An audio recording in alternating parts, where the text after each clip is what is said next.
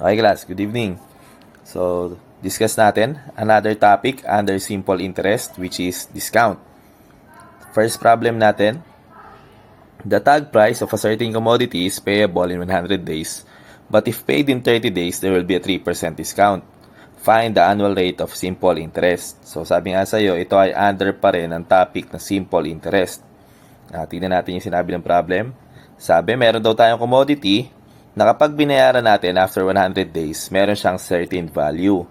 Pero, kapag binayaran mo, within 30 days lang, buhat ng binili mo, magkakaroon ka ng 3% discount.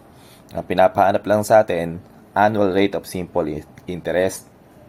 So, kung babalikan natin class yung formula natin, F is equal to principal multiplied by 1 plus rate of interest multiplied by period. Tapos, sabi dito, kapag binayaran mo after 100 days, meron kang certain value. Pero kapag binayaran mo within 30 days, magkakaroon ka ng 3% discount. So, i-drawing natin illustrate natin yung sinasabi ng problem.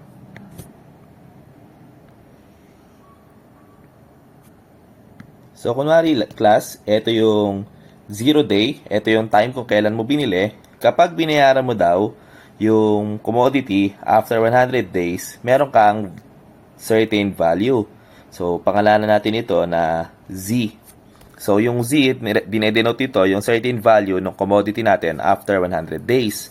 Ngayon, kung babayaran natin to within 30 days, so sabi, kung babayaran natin within 30 days, ang magiging value na lang ng commodity natin ay magiging, since ang discount ay 3%, ito ay magiging 0.97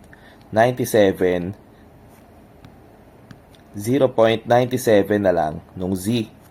So, malinaw kasi sabi, 3% yung discount. So, pag niles natin sa original value yung 3%, so 97% yun. 97% nung value na babayaran mo sana after 100 days. So, ang pinapahanap lang sa atin ay annual rate of simple interest. So, sa ganitong type ng problem, pwede natin i-consider na ang future value niya ay yung value Z. Ito ay equal sa yung P natin, so ito yung present natin, yung patutubuan, 0.97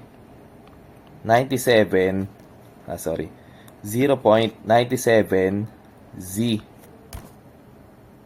Ngayon, 1 plus yung rate of interest multiplied by yung period natin. So, ano yung pinatubuan? Ang principal natin ay ito, ang pinatubuan ito ay yung presyo kapag binayaran na ito. So, ibig sabihin, ito ay from 30 days to 100 days. Ang period natin ay 70 days. So, 70 days, walang binanggit kung anong petsa ito, 360. So, makakancel out ito, class. So, solve natin si rate of interest. Rate of interest ay equal sa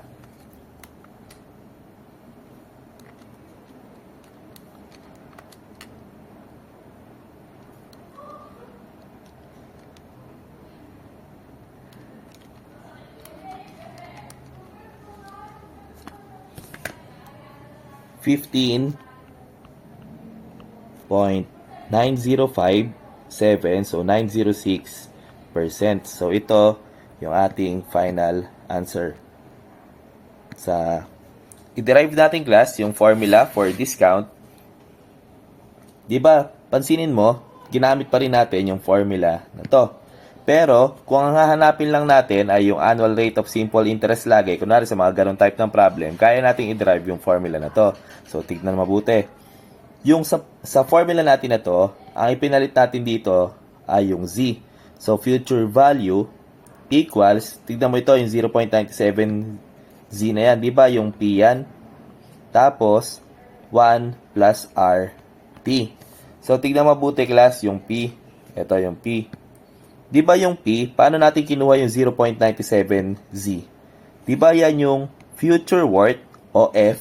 So, future worth minus, ito class, paano nakukuha yung 0.97? So, future worth minus yung discount ng future worth. So, D, F, yung discount multiplied by future worth. So, tignan mo, paano nakuha yung 0.97Z? So, ang kalalabasin to ay 0.97Z.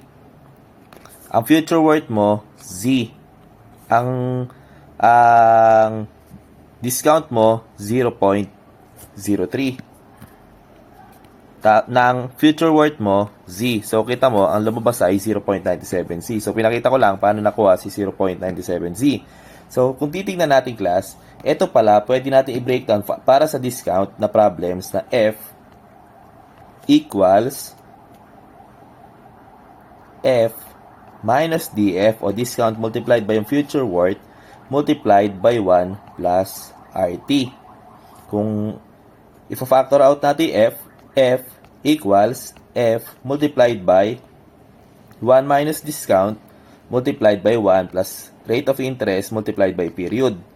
So, makakancel yung F natin, magiging, ibahin ko yung kulay class, makakancel ito. So, magiging 1 over 1 minus D, i-divide ko na yun, equals 1 plus RT.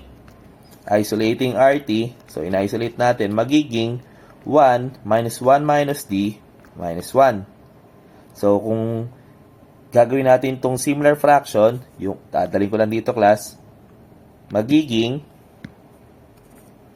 RT equals 1 minus 1 minus D over 1 minus D.